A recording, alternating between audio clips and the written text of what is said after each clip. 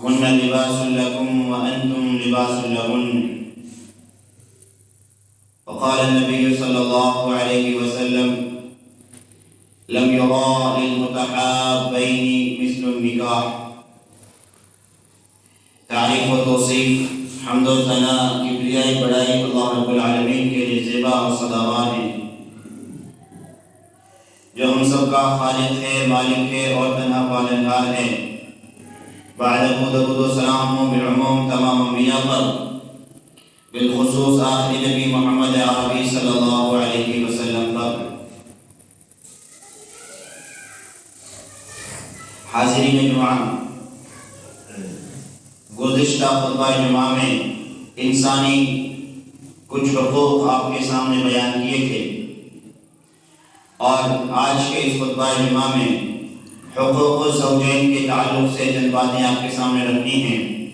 رب کریم سے دعا ہے کہ اللہ تو صحیح اور حق بولنے کی توفیق دے، بعدہ ہم سب کو اس پر عمل پیرا ہونے کی توفیق عطا فرمائے۔ قرآن کریم کی آیت کریمہ سورہ بقرہ کی آیت کریمہ ہے۔ اللہ رب العالمین ارشاد فرماتا ہے: ہن لباس لکم وانتم لباس لہن، کہ تمہاری بیویاں، تم اپنی بیویوں کے لیے آپسی لباس ہو۔ ہن لباس لکم، وہ تمہارے لباس ہیں، وانتم لباس لہن، اور تم ان کے لباس ہو۔ لباس کا معنی کیا ہوتا ہے؟ وہ لباس جسے انسان پہنتا ہے کپڑا کہا جاتا ہے، اور اس کپڑے کے ذریعے سے انسان اپنی عزت کو محفوظ کرتا ہے، اور اس لباس کے ذریعے سے انسان کی عزت کی حفاظت ہوتی ہے۔ گویا جس طریقے سے اس لباس سے انسان کی عزت کی حفاظت ہو رہی ہے، اسی طریقے سے تم ایک دوسرے کی عزت ہو، ایک دوسرے کی عزت کے لیے ایک دوسرے کا لباس ہو۔ تم ان کی عزت ہو، وہ تمہاری عزت ہیں، اور کسی بھی طریقے سے اس لباس میں کمی آتی ہے، اس میں کھوٹ پیدا ہوتا ہے، ایک دوسرے کے درمیان بگاڑ پیدا ہوتا ہے، تو یہ دونوں ہی کے لیے بہتر نہیں ہے۔ اس کے ساتھ نبی اکرم صلی اللہ علیہ وسلم نے حدیث مبارکہ میں ارشاد فرمایا: لم یرا للمتحابین مثل النکاح، کہ دنیا میں بہت ساری محبتیں پائی جاتی ہیں، ایک بیٹے کی باپ سے، باپ کی بیٹے سے، ماں کی اپنی بیٹی سے، اور بیٹی کی اپنی ماں سے، اسی طریقے سے بھائی کی بھائی سے، پڑوسی کی پڑوسی سے، اور اسی طریقے سے نہ جانے کیسی کیسی محبتیں پائی جاتی ہیں۔ اور کون کون سی محبتیں پائی جاتی ہیں؟ نبی اکرم صلی اللہ علیہ وسلم نے ارشاد فرمایا: لم یرا للمتحابین مثل النکاح، کہ جو محبت دو نکاح والوں کے درمیان، شوہر اور بیوی کے درمیان، بیوی اور شوہر کے درمیان دیکھی جا سکتی ہے یا پائی جاتی ہے، ایسی محبت دنیا کے کسی دوسرے رشتے میں نہیں پائی جاتی۔ محبت کے اپنے الگ الگ اصول ہیں، الگ الگ قاعدے اور طریقے ہیں، لیکن سب سے عمدہ محبت، سب سے عمدہ مثال، سب سے بہترین محبت جو اس رشتے میں پائی جاتی ہے، وہ دنیا کے کسی دوسرے رشتے میں نہیں پائی جاتی۔ اس کے برعکس کئی ساری محبتیں ایسی ہوتی ہیں کہ انسان جان دینے کی بات کرتا ہے، اور انسان دھمکی دیتا ہے کہ نہیں، میری محبت مجھ سے گئی تو میں مر جاؤں گا۔ یہ سب کہنی سننی باتیں ہوتی ہیں، یہ سب وہ باتیں ہوتی ہیں جو صرف ہوائی کی ہوا کرتی ہیں۔ حقیقی محبت اللہ رب العالمین نے اس رشتے میں دی ہوئی ہوتی ہے، اور اس رشتے میں جس قدر محبت پائی جاتی ہے وہ دنیا کی کسی دوسری محبت میں نہیں پائی جاتی۔ آئیے، شوہر اور بیوی ایک ساتھ رہتے ہیں، دونوں کی زندگی ایک ساتھ ہے، ایک ساتھ اٹھنا بیٹھنا ہے، ایک گھر میں رہنا سہنا ہے۔ اسلام نے دونوں کے لیے کچھ قاعدے اور اصول بتائے ہیں، دونوں کے ایک دوسرے پر کچھ حقوق بتائے ہیں. بتایا ہے کہ اگر تو شوہر ہے تو اپنی بیوی کے لیے ان ذمہ داریوں کا ادا کرنا تیرے لیے ضروری ہے. اور بتایا ہے کہ اگر تو بیوی ہے تو تیرے لیے اپنے شوہر کے ان حقوق کو، ان ذمہ داریوں کو ادا کرنا ضروری ہے. آئیے بہت مختصر وقت میں ان دونوں چیزوں کو ہم دیکھیں گے. ایک بیوی ہے تو بیوی کے لیے شوہر کے کیا حقوق ہوتے ہیں، ان چیزوں کو دیکھیں. اللہ کے نبی صلی اللہ علیہ وسلم کی زندگی کو اگر ہم پڑھیں تو معلوم ہوگا کہ اللہ کے نبی صلی اللہ علیہ وسلم کی زندگی کس طریقے سے عمدہ مثال امت کے لیے ہے. آپ صلی اللہ علیہ وسلم کا رہن سہن، آپ کے گھرانوں میں آپ کی بیویوں کا رہن سہن، اور اسی طریقے سے بچے ہیں تو بچوں کا رہن سہن، ہمارے گھروں کی تکلیفوں کو ختم کرنے کے لیے، ہمارے گھروں کی لڑائیوں کو ختم کرنے کے لیے، ہمارے گھروں کے معاملات کو جاننے سمجھنے اور پرکھنے کے لیے یہ صرف ایک مثال کافی ہوگی کہ اللہ کے نبی صلی اللہ علیہ وسلم کا گھرانہ اس دنیا میں سب سے بہترین گھرانہ تھا. نبی اکرم صلی اللہ علیہ وسلم اس امت کے لیے اسوہ حسنہ ہیں. اگر ہم اپنے گھروں کے معاملات کو حل کرنا چاہیں تو ہم نبی اکرم صلی اللہ علیہ وسلم کے گھروں کے معاملات کو پڑھیں. آپ صلی اللہ علیہ وسلم نے اپنی بیویوں کے ساتھ کس طریقے سے زندگی بسر کی ہے، اور اللہ کے نبی صلی اللہ علیہ وسلم نے اگر بیویوں کے ساتھ زندگی بسر کی ہے تو بیویوں کو طریقہ سکھایا ہے. ان بیویوں نے کس طریقے سے اللہ کے نبی صلی اللہ علیہ وسلم کے ساتھ زندگی بسر کی ہے. اگر اس چیز کو ہم جان اور سمجھ لیں تو یقین جانیے ہم اپنے اس رشتے کو معزز بنانے کے لیے، مکرم بنانے کے لیے اور اہمیت و فضیلت والا بنانے کے لیے کافی ہوگا کہ ہم اس مسئلے کو جان اور سمجھ لیں. کچھ ضروری چیزیں جو ایک بیوی کو اپنے شوہر کے لیے کرنی چاہیے، ان میں سے پہلی چیز ہے ایک بیوی اپنے شوہر کی خدمت کرے. ایک بیوی اپنے شوہر کی خدمت کرے اور شوہر کے حقوق کو ادا کرنے کا یہ پہلا معاملہ ہے، پہلا مسئلہ ہے. حضرت حسین بن محسن رضی اللہ تعالی عنہ وہ بیان کرتے ہیں کہ میری پھوپھی نبی اکرم صلی اللہ علیہ وسلم کی خدمت میں حاضر ہوئی. اللہ کے نبی صلی اللہ علیہ وسلم سے گفتگو کی. اللہ کے نبی صلی اللہ علیہ وسلم نے میری پھوپھی سے سوال کیا اور پوچھا کیا تمہارے شوہر زندہ ہیں؟ میری پھوپھی نے کہا کہ ہاں میرے شوہر زندہ ہیں. نبی اکرم صلی اللہ علیہ وسلم نے سوال کیا کہ تمہارے شوہر کے ساتھ کیا سلوک ہے، کیا رویہ ہے؟ تو انہوں نے کہا کہ جس قدر مجھ سے ہوتا ہے میں ان کی خدمت کرتی ہوں، اور جب مجھ سے بات حد سے آگے گزر جاتی ہے تو میں ان کی خدمت نہیں کر پاتی. نبی اکرم صلی اللہ علیہ وسلم نے ان کے اس جواب میں ارشاد فرمایا فانظری این انت منہ، تو اپنے شوہر کے معاملات کے بارے میں غور و فکر کر، تو اپنے شوہر کے بارے میں غور و فکر کر، دیکھ اس کے بعد اس کے ساتھ تیرے معاملات کیسے ہیں. فانما ہوا جنت کی بناؤ کی، کیونکہ اگر تو اس کے ساتھ اس کے حقوق کی ادائیگی میں کوتاہی کرتی ہے اور اس کی خدمت نہیں کرتی ہے تو یاد رکھ نبی اکرم صلی اللہ علیہ وسلم کے فرمان. آج امت مسلمہ کی خواتین غور سے سنیں اور سمجھیں اس بات کو. ہم جس معاشرے میں رہ رہے ہیں، جس گھر میں رہ رہے ہیں، جس شوہر کے ساتھ ہم زندگی بسر کر رہے ہیں، اس شوہر کے ساتھ زندگی بسر کرنے کے اصول و ضوابط صرف یہ نہیں ہوتے کہ ہم ان سے لڑائی کر لیں اور ان کے اوپر طعن و تشنیع کریں اور ان کے ساتھ رہنے کے بعد ہم تمام سہولیات پانے کے بعد صرف ایک چیز نہ ملنے پر ہم شوہر کی تمام تر محنتوں پر پانی پھیرتے ہوئے ناشکری کریں. ان کے علاوہ بھی کچھ ذمہ داریاں ہیں اور کچھ حقوق ہیں. اللہ کے نبی صلی اللہ علیہ وسلم نے اس عورت سے فرمایا تو غور کر اپنے شوہر کے بارے میں. فَإِنَّمَا هُوَ جَنَّتُكِ وَنَارُكِ، کیونکہ وہ تیری جنت ہے اور وہی تیری جہنم ہے.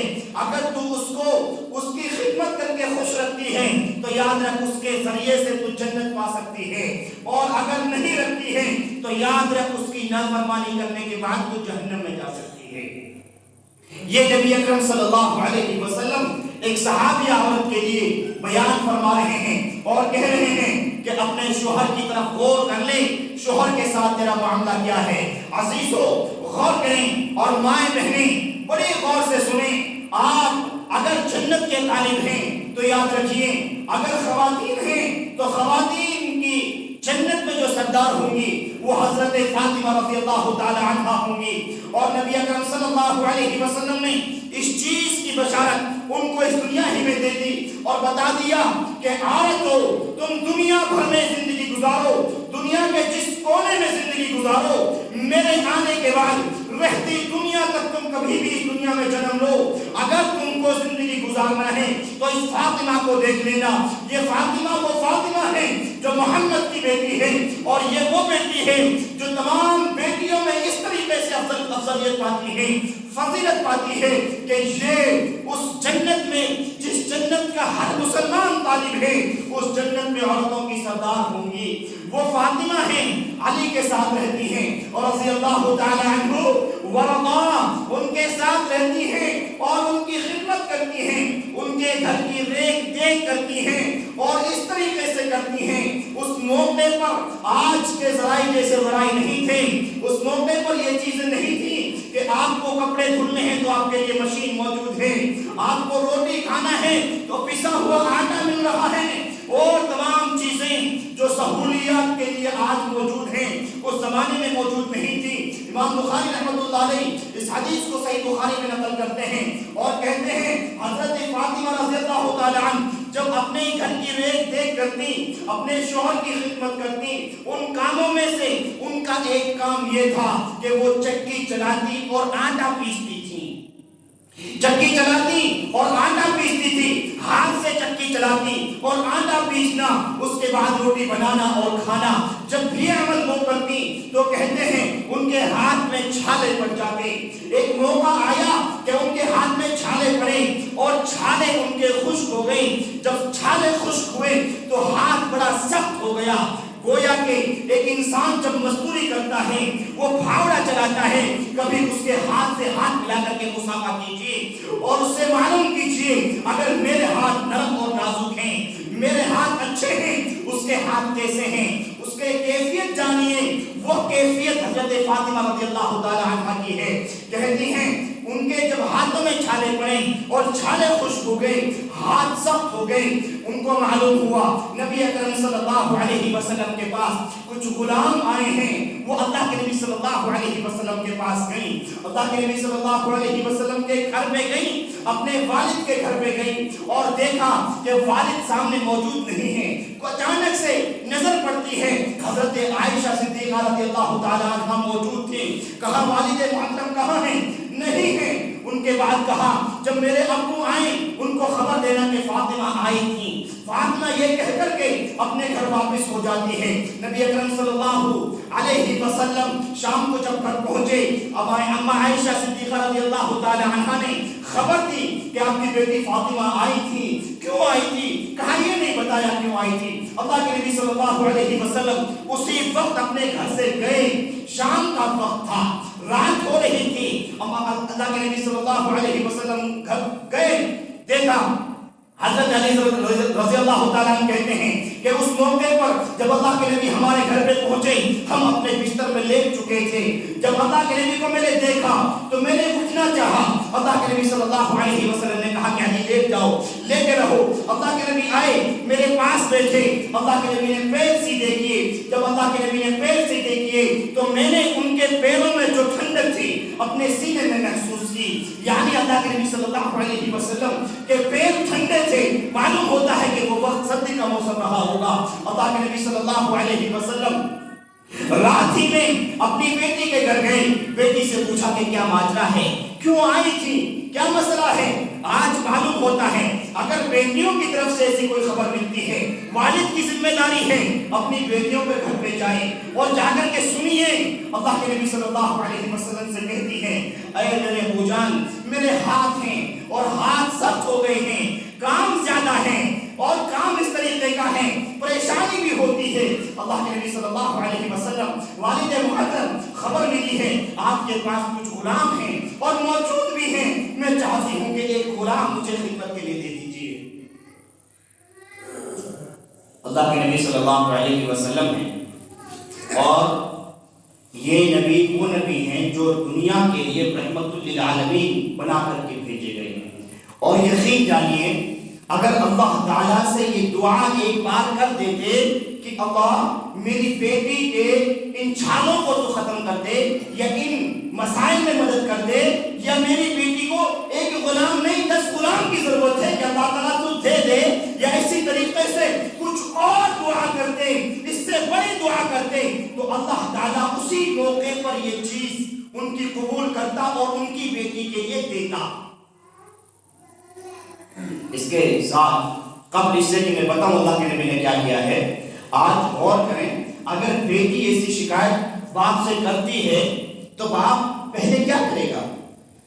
اپنے داماد پر لعن و طعن کرے گا، ہوگا ایسے کہ تم کیسے شوہر ہو، بیوی کو پریشان کیا ہوا ہے، کیسے انسان ہو، مدد کیوں نہیں کرتے، یا سامان کیوں نہ لے کر کے دیتے، یا کام کیوں نہیں کرتے، یا اسی طریقے سے نہ جانے کون کون سی چیزیں آج ہمارے سماج میں پیدا ہو جائیں گی۔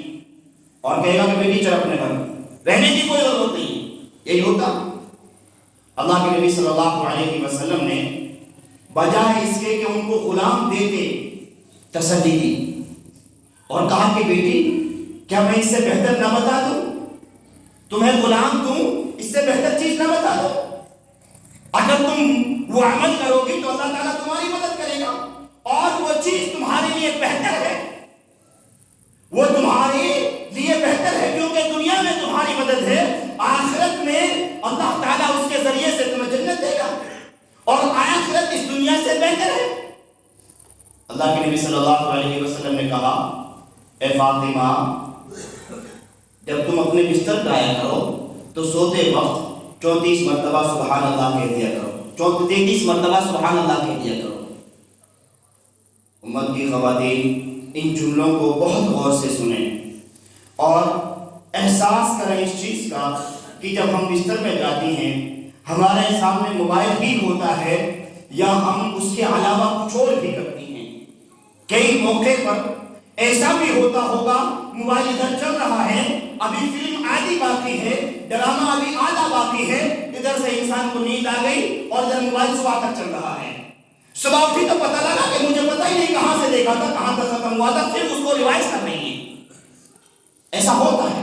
اللہ کے نبی صلی اللہ علیہ وسلم تعلیم دے رہے ہیں کہ بیٹی جب بستر پہ آیا کر سویا کر تو سبحان اللہ 33 مرتبہ کہہ دیا کر۔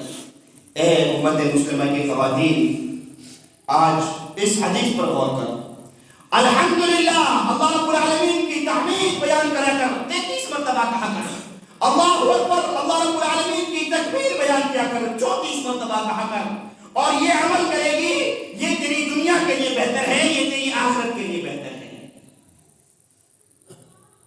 آپ تھوڑا سا ٹھہر کر کے غور کر لیں، یہ باپ کیسا باپ رہا ہوگا؟ اس باپ نے کیوں اپنی بیٹی کے لیے غلام نہ دے دیا؟ اگر ہماری نظر سے سوچیں نعوذ باللہ ظالم نظر آئے گا۔ ہم سوچیں ایسا لگے گا کہ اللہ کے نبی صلی اللہ علیہ وسلم نے اپنی بیٹی پر کیوں اتنا بڑا ظلم کیا، لیکن اللہ کے نبی صلی اللہ علیہ وسلم اس چیز کو جانتے تھے یہ دنیا چند دن کی دنیا ہے، اس دنیا سے زیادہ اہمیت والی زندگی وہ زندگی ہے جو آخرت کی زندگی ہے۔ اور آج رسمی طور پر کچھ خواتین، کچھ بچے چھوٹے چھوٹے مسجدوں میں قرآن پڑھنے، دو کی کتاب پڑھنے، بڑے ہو کر کے شادی ہو جائے، ماں باپ سے پوچھا جائے کتنا پڑھا ہے، ہماری بیٹی نے قرآن پڑھا ہے، فلاں کتاب بھی پڑھی ہے، فلاں کتاب بھی پڑھی ہے۔ یہ تمام پڑھنے کے بعد ایسا ہوتا ہے جب یہ پڑھی لکھی عورت گھر میں آتی ہے تو اس گھر کے افراد کو تعلیم دیتی ہے کہ نہیں، میرے اوپر گھر کی کوئی ذمہ داری نہیں ہے، میرے اوپر تمہاری کوئی ذمہ داری نہیں ہے، گھر کے معاملات تم دیکھو، میں خود اپنے آپ سے پریشان ہوں، میری یہ تکلیف، میری وہ تکلیف، میری ایسی پریشانی، بچوں کا مسئلہ کیا کیا دیکھوں۔ اللہ کے نبی صلی اللہ علیہ وسلم نے اس حدیث میں تمام مسلموں کے لیے رہتی دنیا تک کے لیے تعلیم دی ہے کہ شوہر ہے، شوہر کا گھر ہے، شوہر کے مسائل ہیں، شوہر کی خدمت ہے، وہ اس عورت کی ذمہ داری ہے۔ اور جیسا کہ حضرت حسین بن محسن رضی اللہ تعالیٰ عنہ کی پھوپھی سے اللہ کے نبی صلی اللہ علیہ وسلم نے کہا تھا، یاد رکھو تیری جنت ہے، تیری جہنم ہے۔ آج کل خواتین کو بھی یاد رکھنا چاہیے، اگر کسی بھی طریقے کی یہ ناانصافی ہوتی ہے، شوہر کی خدمت میں کمی ہوتی ہے، یہ میں علن اعلان کہتا ہوں، آپ اپنی دوزخ کی تیاری کیجئے، آپ اپنی آخرت کی فکر کیجئے، اور یاد رکھیے آپ دنیا میں دوسروں کے سامنے ایک نیک عورت بھی ہو سکتی ہیں، ایک نیک بیوی بھی ہو سکتی ہیں، دنیا کی عورتیں، دنیا کے مرد، دنیا کے لوگ آپ سے اچھے بھی کہہ سکتے ہیں، لیکن اگر آپ اپنے شوہر کے لیے اچھی نہیں ہیں، آپ دین میں اچھی نہیں ہو سکتی۔ اگر آپ شریعت کو نہیں مانتی ہیں تو یاد رکھیے ٹھکانہ جہنم ہے۔ بہت صاف اور کھلے الفاظ میں بتا رہا ہوں یہ بات، آج جو گھروں میں بگاڑ چل رہا ہے اس کی میں یہ تمام چیزیں گویا کہ صبح سے شام، شام سے گھر نرک بنا ہوا ہے، ایسا لگتا ہے کہ دوزخ دوسری ہمارے گھروں میں موجود ہے۔ ایسا نہیں ہونا چاہیے۔ پہلی چیز کیا ہے، انسان کو یاد رکھنا چاہیے اگر بیوی ہے تو اپنے شوہر کی خدمت کرے۔ اور ایک اور واقعہ، دونوں ہی چیزیں میں بھی بتانا چاہتا تھا لیکن یہ بات آگے نکلی، اب اسی چیز کو بتا کر کے بات ختم کروں گا۔ ایک اور واقعہ، حضرت اسماء بنت ابی بکر رضی اللہ تعالیٰ عنہ، وہ کہتی ہیں کہ جب میری شادی حضرت زید سے ہوئی تھی تو اس وقت وہ غریب آدمی تھے۔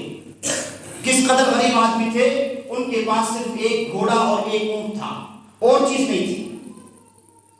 جب میرا نکاح ان سے ہوا تو میں اس گھوڑے کے لیے چارہ لایا کرتی تھی۔ اللہ اکبر، یہ ایک صحابیات ہیں، جنگل سے چارہ لایا کرتی تھی۔ میں یہ نہیں کہتا کہ آپ جنگل جائیے، اور اگر جانا ہو تو کیوں نہیں جا سکتی۔ آج کی عورت بازار میں جہاں چاہے گھومے، اس کو شوہر کی کہیں سے کہیں تک ضرورت نہیں ہے۔ اگر دوپٹے کا رنگ تھوڑا سا نہ میں چھوا، وہ نہ جانے کتنی دکانوں کے چکر کاٹ دے گی۔ اگر اس نے تھوڑا سا چیز اس کے سمجھ کے مطابق گھر میں نہ آئی، وہ نہ جانے کتنے بازاروں کی طرف جانے کی کوشش کرے گی، وہ تمام جگہوں پہ جائے، اور اگر ادھر تھوڑا سا معاملہ یہ آ جائے، تھوڑا سا کام کرنا، نہیں میری طبیعت خراب ہے، وہ کہتی ہیں کہ میں اس گھوڑے کے لیے چارہ لایا کرتی تھی، اور اس اونٹ پر میں جنگل سے پانی لایا کرتی تھی، اس اونٹ پر لگ کر کے میں پانی لایا کرتی تھی، یعنی کہ پانی لانے کا کام ان کا تھا۔ آپ غور کیجیے، یہ صحابیات تھی۔ یہ جو واقعہ میں بتا رہا ہوں آپ کو، حضرت فاطمہ رضی اللہ تعالیٰ عنہ کا، یہ فاطمہ رضی اللہ تعالیٰ عنہ اللہ کے نبی کی بیٹی تھی۔ یہ وہ بیٹی تھی جن کو اللہ کے نبی صلی اللہ علیہ وسلم نے سیدۃ النساء اہل الجنہ قرار دیا ہے۔ جنت میں یہ عورتوں کی سردار ہیں۔ اسماء بنت ابی بکر رضی اللہ تعالیٰ عنہ یہ وہ عورت ہیں جو صحابیات میں شامل ہیں۔ اور اگر صحابیات کو ہم پڑھیں، صرف اتنا جان لیں کہ اگر ہم عورتیں ہیں، ان عورتوں کی زندگیوں سے اپنی زندگیوں کو ملا لیں تو اللہ کی قسم گھروں کے تمام مسائل ختم ہو جائیں گے۔ یہ عورتیں مثال ہیں ہمارے لیے، یہ ہماری اسلاف ہیں، یہ ہمارے لیے کفار ہیں، یہ مثال ہے اس چیز کے لیے کہ ہمیں زندگی کیسے بسر کرنی چاہیے۔ اور آج خواتین کو ان خواتین کی کاپی کرنا چاہیے، نقل کرنا چاہیے، نہ کہ ایسا ہونا چاہیے میں نے فلاں پاکستانی ڈرامہ دیکھا تھا، اس میں فلاں عورت نے، فلاں ہیروئن نے، یا فلاں فلم میں فلاں ہیروئن نے ایسا سوٹ پہنا تھا، آج شادی میں مجھے ایسے ہی پہننا ہے، اور منگنی میں ایسا پہننا ہے، اور آج اس میں وہاں جانا ہے، وہاں ایسا چاہیے، کہیں بھی ملے مجھے چاہیے۔ اور آج تو راستے بہت آسان ہو گئے، آن لائن دیکھیے، ہاں آ گیا گھر پہ۔ یہ تمام چیزیں ہمیں نہیں سکھاتا ہے اسلام۔ ہمارا اسلام نے ہمیں بتایا ہے کہ آپ میانہ روی اختیار کیجئے، آپ درمیانہ معاملہ اختیار کیجئے۔ ہم کس کی کاپی کرنے چلے ہیں؟ ہم کس کی نقل کرنے چلے ہیں؟ اگر نقل کرنا ہے تو آپ صحابیات کی نقل کیجئے، ان کے طریقے سے سیکھیے کہ زندگی کیسے بسر کرنی ہے۔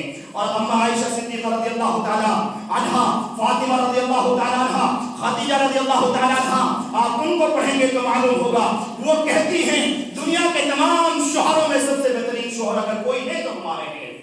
اور یہاں لڑائی ہوتی ہے کہ فلاں کی ہے، یہ بھی ہے، اس کے پاس وہ بھی ہے، میرے گھر میں یہ نہیں ہے۔ لعن و طعن سے بچیے، لعن و طعن کو روکیے۔ لعن و طعن کو لعن و طعن ہے جس کی وجہ سے اللہ کے نبی صلی اللہ علیہ وسلم نے جب جہنم کو دیکھا تو اس میں زیادہ تر عورتوں کو دیکھا اور بتایا کہ تم اپنے شوہروں کی ناشکری کرتی ہو، شوہروں کے ساتھ ناشکر والا معاملہ تمہارا ہوتا ہے۔